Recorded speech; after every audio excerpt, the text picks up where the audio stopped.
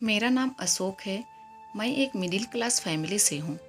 मैंने घर वालों को कहा था कि जब तक मैं अच्छी नौकरी नहीं करता, शादी नहीं करूँगा।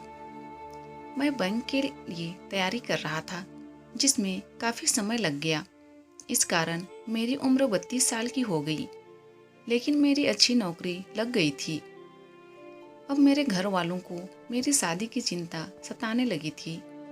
उन्होंने कई जगह मेरे रिश्ते की बात चलाई, लेकिन कुछ बात नहीं बनी। हर जगह कुछ ना कुछ समस्या हो जाती थी। इन्हीं सब बातों में एक साल और बीत गया। मेरे मम्मी और पिताजी को अब ज़्यादा टेंशन होने लगी थी। वह सुबह शाम बस मेरी शादी की ही फिक्र किया करते थे। लेकिन फिर एक दिन उनकी कोशिश रंग लाई। काफ़ी दिनों तक ढूंढने के बाद एक रिश्ता आया था जो घर वालों को जमा था। वो लोग गांव के थे और हमसे गरीब थे। घर वालों ने मुझे उस लड़की की तस्वीर दिखाई। लड़की अच्छी थी, मैं कहा, और शहर में नौकरी करता था। मम्मी और पापा ने लड़की को उसके घर जाकर देखा था। मुझे भी कहा था, लेकिन मैं नहीं आ पाया। मम्मी को लड़की पसंद आ गई थी। मम्मी ने कहा कि अब बस शादी जल्दी से करना है। शादी का ऐसा योग बन रहा था कि या तो शादी 15 दिन में हो या फिर 2 साल बाद। लेकिन अब शादी को टाला नहीं जा सकता था, इसलिए शादी 15 दिन में होना ही तय हो गया था। इतने कम समय में अब मेरा लड़की देखने जाना हो नहीं सका, इसलिए मैं अब शादी के लिए ही छुट्टियां लेकर आ गया। मैं शादी के 5 दिन पहले ही आ गया। शादी की तैयारियां चल रही थी। बहुत जल्द सब तैयारियां पूरी करनी पड़ी और फिर शादी का समय आ गया। शादी वाले दिन हम लोग बारात लेकर लड़की वालों के यहाँ पहुँच गए। वहाँ सबके चेहरे देख मुझे अजीब सा लगा। मुझे एक छोटे कमरे में ठहराया गया। मैंने पापा से पूछा, पापा यहाँ सब ठीक है ना? पापा ने बोला, सब ठीक है। शादी गांव की थी। फेरों के समय भी लड़की ने अपना मुंह घूंघट से ढका हुआ था। शादी के बाद विदाई होकर हम सब लोग अपने घर आ गए। घर आने पर मेरी सुहागरात के पहले ही मेरी मम्मी और पापा मुझे अकेले में ले जाकर कुछ ऐसा बताते हैं जो मैंने पहले नहीं सुना। वो बोले कि हमारे घर में एक रिवाज और प्रथा है कि शादी होने के 15 दिनों तक दूल्हा अपने दुल्हन का मुंह नहीं देखता। मैंने बोला, यह क्या? आज से पहले तो आपने इसके बारे में मुझे पहले नहीं बताया।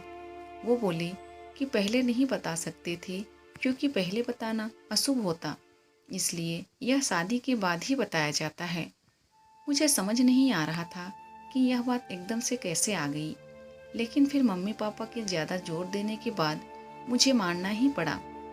पिताजी ने मुझे एक काला कपड़ा भी दिया। कहा कि इसे बांध कर ही कमरे में जाना, गलती से इसे खोलना नहीं। मेरे मन में कई तरह के सवाल और विचार आ रहे थे, लेकिन मुझे उनकी बात माननी ही पड़ी, क्योंकि वो जिस तरह से मुझे समझा रहे थे, मुझे उनकी आंखों में थोड़ा डर भी लगा। इसलिए मैंने उनकी बात मान ली।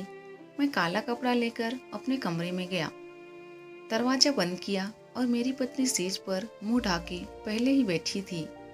मैंने अभी काला कपड़ा अपनी आंख पर नहीं बांधा था। मैं उसके पास गया तो सबसे पहले जो उसने कहा वो था, आपको मम्मी पापा ने सब समझा दिया है ना? मैंने पूछा, उन्होंने तुम्हें भी कहा है? वो बोली, हाँ, मुझे भी उन्होंने कहा है और हमें उसका पालन करना होगा। आपको सिर्फ मेरा मुंह नहीं देखना है 15 दिनों तक। मेरी पत्नी मेरे सामने थी, लेकिन मैं उसका मुंह नहीं देख सकता था। मैंने अपना काला कपड़ा उसे दिया और उसकी ओर पीठ करके बैठ गया। उसने कपड़ा मेरी आंखों में जोर से बांध दिया। कपड़ा बांधने के बाद मैंने उसके हाथों को अपने हाथ में लिया। बहुत ही कोमल थी। उसके बाद मैंने करीब आधे घंटे तक उससे बहुत बात की। मैं उसे नहीं देख पा रहा था, लेकिन उसकी तस्वीर मैंने देखी थी।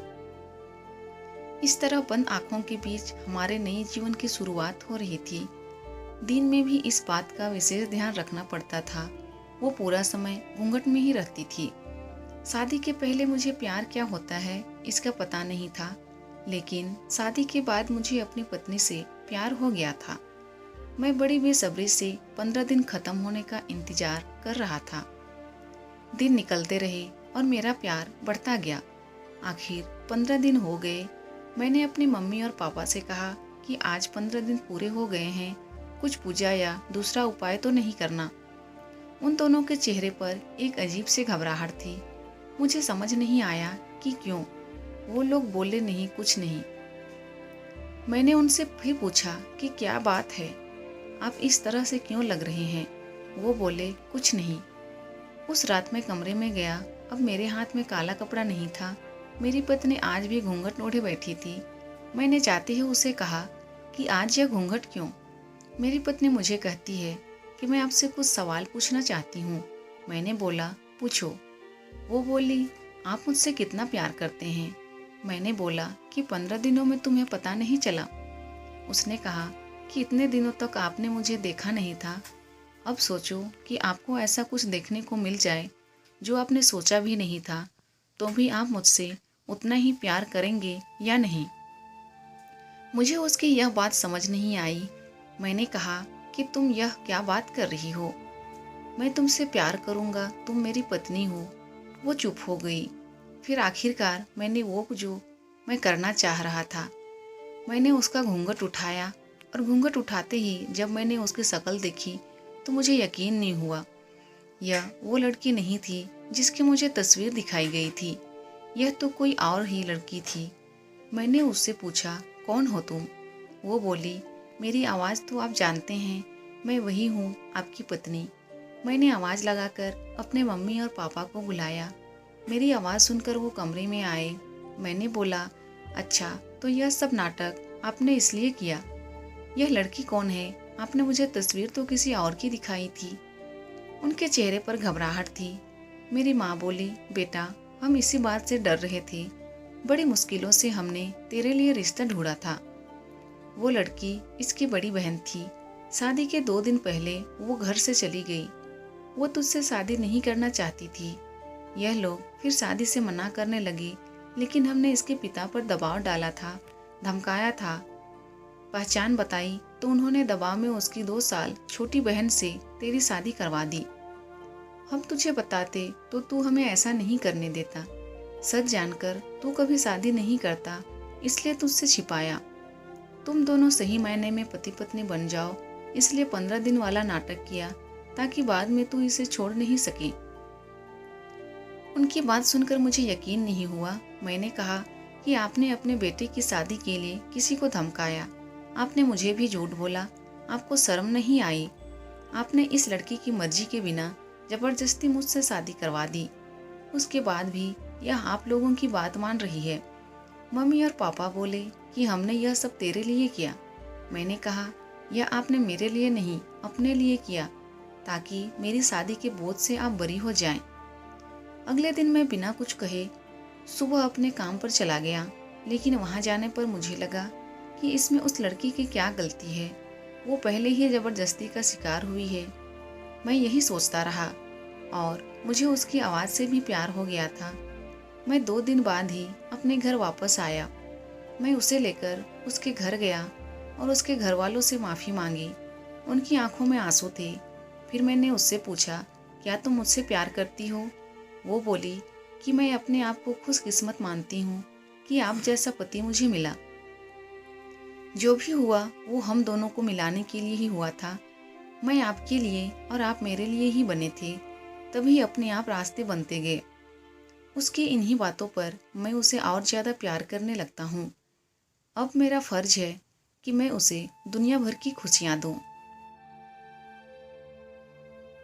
दोस्तों, अगर वीडियो पसंद आए तो प्लीज़ वीडियो को लाइक कीजिए और अगर चैनल में नए हैं तो प्लीज़ मेरे चैनल को सब्सक्राइब कर दीजिए। Thank you.